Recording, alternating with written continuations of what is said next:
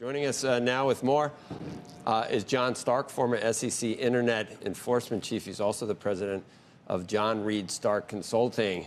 You get a lot of his closest associates basically to flip, and this is what happens, isn't it, John? I mean, all you needed was his ex-girlfriend's testimony, and probably not a surprise that it didn't take long. No, not a surprise at all. Prosecution did a brilliant job. The evidence came from two sources. You know, these incredible cadre of turncoats of senior executives. I've never seen anything like it, with that many senior executives willing to work with the prosecutors for a year to help them with everything they need. And then the documents, the data from FTX itself, the FBI and the DOJ had access to whatever they wanted. The people, the data, somebody to come over and explain it to them, the forensics. So this was a quantity of evidence that was amazing. And then finally, you had a defendant who just would not shut up. Everything he said, and the prosecution was brilliant at impeaching him because he was so often saying things that were just completely untrue. He's an absolute sociopath, an absolute egomaniacal lunatic. And he just said whatever came to his mind, whatever he could do to facilitate his scheme. It's metaphorical, Joe, in the sense for all of crypto. I mean, this is just the tip of the iceberg. People should not think that it's safe to go back in the water. It's not safe. It's a mammoth house of cards. And if you look at crypto, Web3, blockchain, it's all a bunch of nonsense. And Bankman-Fried used all of that to promises that it was some sort of financial panacea, some sort of way to cure the unbanked, some sort of way to make libertarians feel at ease because the government wasn't involved in their financial transactions. So you, at this point, you're not just talking about some of the exchanges or the companies around crypto. You, for example, okay, crypto covers a wide range. You think Bitcoin is one big scam? You don't think it helps the unbanked at all, John? No, it doesn't at all. There's not a single study that says that. In fact, there are studies that say the opposite. Tanansin Carmona at the Brookings Institution wrote a fabulous article where she explained that crypto hurts people of color, hurts the unbanked. Michelle Singletary is a legendary journalist for the Washington Post, a financial journalist of 30 years. She wrote an epic piece in the Washington Post explaining how it is not good for the unbanked. There's not a single study that says that. And again, it's just part of any Ponzi scheme. You look at Web3, it's just marketing blather. You look at crypto, it's mathematical computational blather. It represents nothing. There's no cash flow. There's no earnings. There's no balance sheet. There's nothing to it.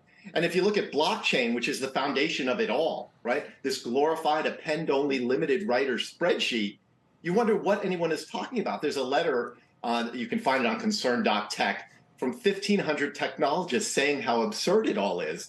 And so some people will say, well, this is bad FTX, but blockchain is still great. Well, that's not true. I listen to every earnings call, Apple, Google, Microsoft, Amazon, Oracle, the greatest database company in the world. What are they talking about with respect to blockchain? Nothing. Crypto is not innovation, Joe. The iPhone, that's innovation. The internet, the cloud, AI, those are innovations. John, we had you on actually to talk. We had you on to talk about FTX, and sure. I don't know. Wow, did we get sidetracked? But it's metaphorical. It's metaphorical. Well, okay, we can get. I could bring on 10 really smart people that would have. That kind of it's not how you approach the problem. If Paul Tudor Jones or Stan Druckenmiller or Mark Andreessen or any of these guys come on and explain to you exactly how crypto works, we're not going to settle that here. We'll see. In hindsight, we'll see whether the entire thing is, as you called it, a big Ponzi scheme. But you're not there yet. So let's stick to why you're on today for SEC issues. When you take funds and you, I mean, I've seen this again and again and again. You got one entity, you got all these customers, then you use their funds to make some big bets, and it really works good for a while. If you're right about some of your bets, you're in a bull market with crypto. Right. Then you can buy the Bahama houses and the jets and everything else. You always end up losing money, and suddenly, you try to, give your clients their money back, and it's not there. Isn't that what happened again here? Well, what happened is just pure thievery. Just stealing $8.5 billion and trying to say it was just an accounting glitch. And that just doesn't work. So, yeah, it comes down to lying, cheating, and stealing. The U.S. attorney is absolutely right in that sense. But if you're talking about just how Sam Bankman-Fried orchestrated this fraud, it's exactly as you say. He used this kind of groupthink by buying people. Look at Kevin O'Leary. He paid him $15 million in fiat, in cash, to go out and say he was great and that FTX was great.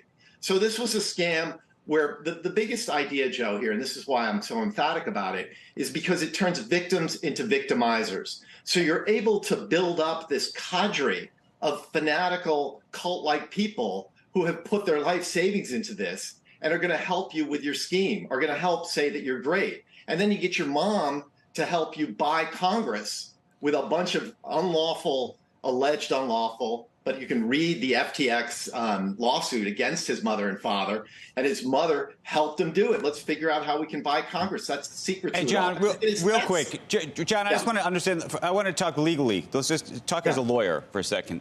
Yeah. Do you believe that the prosecutors will, not should they, will they, bring an additional case around the campaign finance issues in addition to what obviously has already happened? Do you say to yourself, as a prosecutor, do you say that, you know what, justice has been served, the guy is going to die in prison, that's what it is, we're not going to spend any more taxpayer money on this, we've proven the point?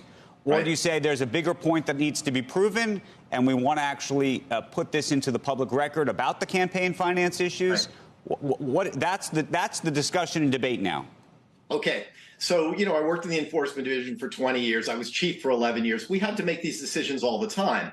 And I think they're absolutely going to bring that case for several reasons, exactly like you said, that these are important principles of campaign finance. Now, remember, they might not be able to bring it given the case that's going on in the Bahamas. But assuming they pass the legal hurdles that allows them to go forward, they might bring it. They might add new defendants. They're going to bring in new facts. The way prosecutors work is they send messages, and big cases send messages. So if you can get a case like this, Andrew, there's been no phenomenon like this ever in history. If you watch YouTube, there are at least half a dozen, maybe a dozen commentators who went to court every day, watched it all, and then went on YouTube to hundreds and thousands, millions of people to tell them what was going on. There was more interest in this trial than the last time I could think about it was OJ. So if I'm a prosecutor and I'm thinking my job is to get the message out, you're talking about spending money. You want to spend money on prosecutorial resources when it gets a message out. And campaign finance reform, it's a cesspool. It's almost as bad as the cryptoverse. And so I think that for me, if you're the prosecutor, I would bring it.